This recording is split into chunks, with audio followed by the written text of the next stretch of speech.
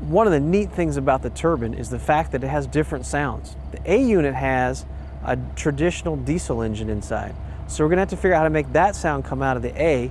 And then with the B unit, it's got a roaring jet engine sound, and it was either off or it was on. It's screaming top speed. So we're going to have to make sure we get that sound out of the B. Looking at the A unit, it has some really large grills at the back of the locomotive, and it's one of the main spotting features. So we're going to have to make sure those are see-through, so we'll probably need to do those in etched metal. And that way you can see behind the grills, you can actually see the cross members inside, as well as some of the grating for the fan.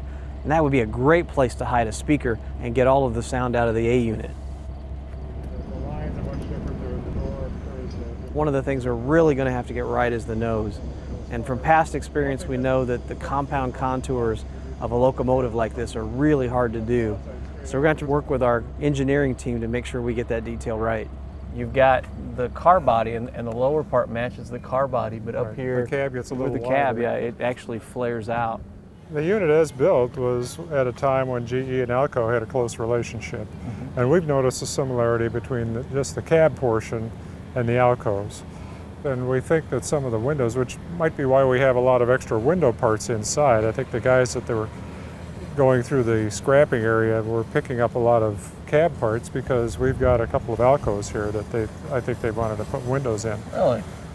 Today I'm going to take a lot of measurements of the locomotive and a lot of photographs. So I'm going to use a rule that's marked off every other inch to make sure that the dimensions are accurate. I expect to take upwards of a couple thousand pictures today. And that way we make sure that we're able to get every detail both on the outside of the locomotive as well as on the inside.